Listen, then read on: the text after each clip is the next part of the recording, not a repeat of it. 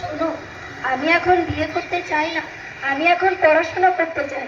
অনেক পড়েছো বাছা, আর পড়তে হবে না। পড়াশোনা করে কি হবে? চাকরি করবা? সে স্বপ্ন দেখো না বাপু। যাও তোমার মায়ের সাথে রান্নার কাজে হাত লাগাও, আগে থেকে শিখে রাখো।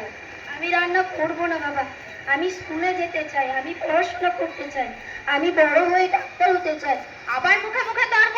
স্কুলে গিয়ে বড্ড পাকা পাকা কথা শিখেছিস। যা বলছি। কি গো, ঘটক মশাই কোনো খবর দিলেন?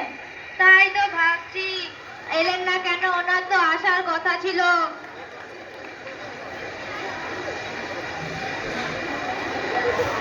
বললো বাড়িতে কেউ আছে নাকি হে? আরে ঘটক মশাই যে, আসুন আসুন। যাই, আমি চা করে আনি।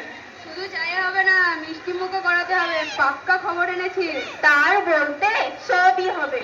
তা ঘটক মশাই, ভালো পাত্রের খোঁজ পেলেন? পাবো না মানে?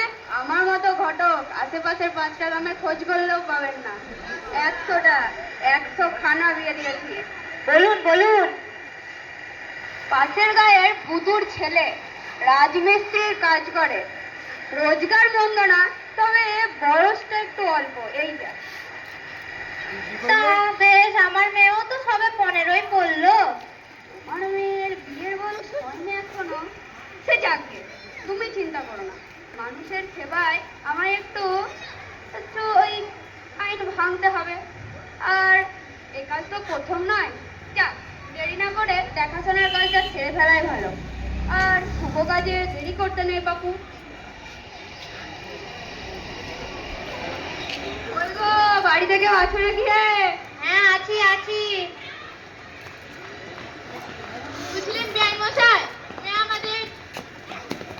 মেয়ে আমাদের খুব পছন্দ। এবার না হয় জানা পাওনার কথাটা ছেড়ে নেওয়া যাক, কি বলে? বেশি কিছু লাগবে না, ওই একটা ফ্রিজ, একটা এলইডি টিভি, আর আপনাদের আদরের জামাইয়ের জন্য একটা বুলেট মোটরসাইকেল। আর দেখবে, মেয়ের জন্য 9-10 ভরি গহনা হয়। বুঝতেই তো পারছেন, আমার একমাত্র ছেলের বিয়ে বলে কথা। আচ্ছা, বেশ তাই হবে। তাহলে সামনের 1 ফাল্গুন বিয়ের দিন পাক্কা, কি বলেন সবাই? বেশ বেশ, তাই হবে।